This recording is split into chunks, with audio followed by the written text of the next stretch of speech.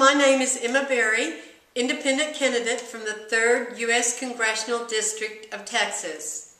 This is the part 3 of my discussion on what's wrong with the economy. In part 2, I discussed the root cause of displaced persons from Mexico who have flooded our nation since the passage of NAFTA in 1994.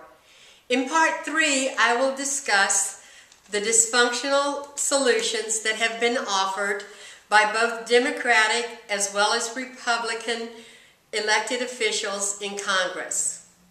Where both parties are wrong is that they both apply solutions that treat the symptoms and not the root cause of the problem. In the case of displaced people coming into our country from Mexico, that's the symptom. The symptom are the people who are coming over, not the root cause. The approach that our elected officials have followed is to punish the people, put them in jail, build walls, those types of solutions that all treat the symptom and not the underlying cause. The two underlying causes are NAFTA, an unfair trade agreement, which our nation, our elected officials negotiated with the government of Mexico and a few rich billionaires there in Mexico.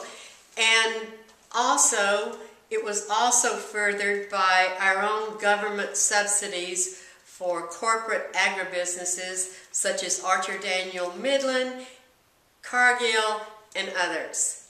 And until we correct the root cause, which is NAFTA, and subsidies, corporate welfare that we pay for agribusinesses, this problem of displaced persons coming over from Mexico into our nation will not be efficiently addressed or fairly addressed. And let me tell you, the Democratic leadership is no better than the Republican leadership. The people of Brownsville thought that when President Obama was elected that they had someone who would represent them and be a breath of sanity to the whole issue of displaced people from Mexico coming into our nation. And they were wrong. In May of 2009, the people of Brownsville wrote a letter to President Obama asking him to intervene and stop the building of the wall between their community and Mexico. President Obama did not even bother to answer the letter from the people of Brownsville. And today, there is the wall there. Well, as I mentioned, the two underlying causes of the problem of displaced persons from Mexico into the USA remains today. NAFTA and Congress's continued corporate welfare to subsidize large agribusiness crooks like Archer Daniel Midland, ADM, and others to the tune of $19 billion a year.